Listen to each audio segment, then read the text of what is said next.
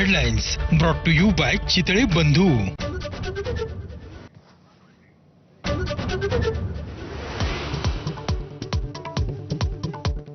ठाकरेंच्या विजयी मेळाव्याचा नवा टीजर प्रसिद्ध. उद्या मुंबईमधल्या वरळी डोममध्ये विजयी मेळावा.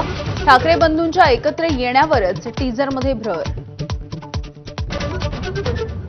पक्षीय अहंकार बाजूला ठेवत मेळाव्यासाठी झोकून काम करायचं मनसे आणि ठाकरेंच्या शिवसेनेचं ठरलं. दोन्ही पक्षाच्या नेत्यांकडून एकजुटीने मेळाव्याची तयारी सुरू. नियोजित कार्यक्रमांमुळे शरद पवार उपस्थित राहणार नाही. भाजपचे आमदार परिणय फुके यांच्याकडून ठाकरेंना डिवचणारी कविता. विजयी सभा घेण्यापेक्षा फडणवीसांसाठी आभार सभा घेण्याचा खोचक सल्ला. बुडा खालून गेल्या खुर्च्या म्हणून मराठीचा मोर्चा कवितेमध्ये उल्लेख.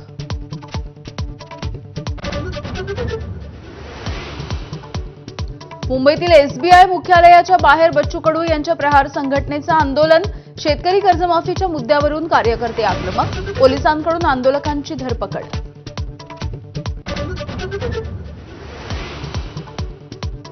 शेतकरी कर्जमाफी आणि शक्तीपीठ महामार्ग रद्द करण्यासाठी महाविकास आघाडीच्या नेत्यांचं विठुरायाला साकडं. तातडीनं कर्जमाफी करण्याची सरकारला सुबुद्धी देण्यासाठी पांडुरंगाला प्रार्थना. मुलांना नाश्त्याला नेलं आणि हातामध्ये बॅनर दिले. लक्ष्मण हाकेंच्या समुद्रातल्या आंदोलनावरून मिटकरींचा आरोप. गल्लीमधला नेता दादांवरती बोलतो, मात्र नेतेच गप्प असतात. स्वपक्षीयांना घरचा आहे. धनंजय मुंडेंनी सरकारी आणि वन विभागाच्या जमिनीवरही पीक विमा उतरवला. भाजप आमदार सुरेश धस यांचा गंभीर आरोप. धाराशिवच्या पीक विमा घोटाळ्याची चौकशी बंद का केली असाही सवाल. मामा राजवाडे आणि सुनील बागुल यांच्या रोखलेल्या प्रवेशानं चर्चांना उधाण. पक्षात असताना राऊतांना राजवाडेंची गुन्हेगारी दिसली नाही का असाही सवाल. तर भाजपला गुन्हेगारी पार्श्वभूमीचे नेते का हवेत असा प्रश्न. परभणीतील सोमनाथ सूर्यवंशीच्या मृत्यू प्रकरणी संबंधित पोलिसांवरती गुन्हे दाखल करण्याचे आदेश. संभाजीनगर उच्च न्यायालयाचा निकाल.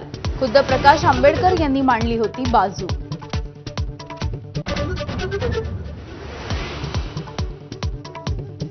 लाडकी बहीण योजनेसाठी दर महिना 410 कोटींचा निधी देत असल्याची मंत्री संजय शिरसाट यांची माहिती.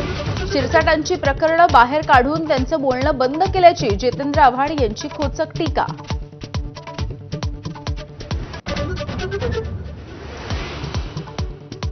लक्षवेधीच्या वेळेला पणन मंत्री जयकुमार रावल हे स्वतःच विधानसभेमध्ये उपस्थित नसल्यानं संजय शिरसाट आणि कृष्णा खोपडेंनी व्यक्त केली नाराजी.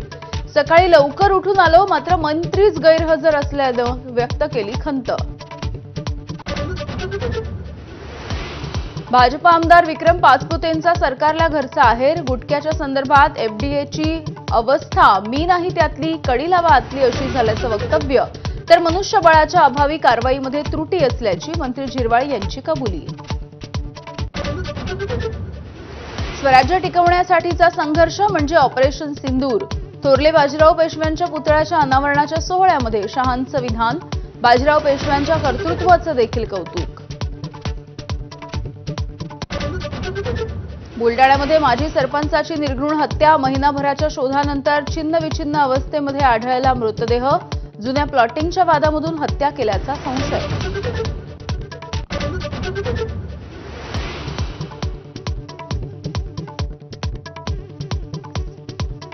केंद्रीय कर्मचाऱ्यांच्या महागाई भत्त्यामध्ये 4% वाढ होण्याची शक्यता. चालू महिन्यापासून लागू होऊ शकते महागाई भत्त्यातली वाढ.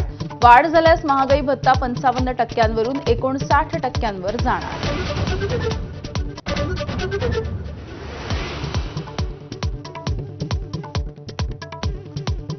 नाशिकच्या नांदूरमध्ये वेश्वर धरणामधून 12,160 क्युसेकनं पाण्याचा विसर्ग. नाशिकमध्ये जूनमध्ये 370 मिलीमीटर पावसाची नोंद. गंगापूर धरणामधल्या विसर्गामुळे पाणीसाठा वाढला.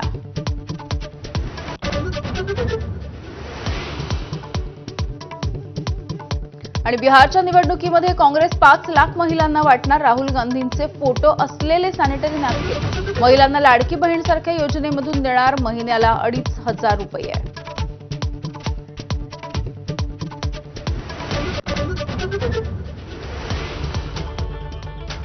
नमस्कार, मी यामिनी दळवी. बुलेटिनमध्ये तुम्हा सगळ्यांचं स्वागत. सगळ्या सुपरफास्ट बातम्या आपल्याला बघायच्याच आहेत, मात्र सुरुवातीला आताच्या काही महत्त्वाच्या अपडेट्स जाणून घेऊयात. प्रसिद्ध व्यावसायिक आणि केडिओनॉमिक्सचे संस्थापक सुशील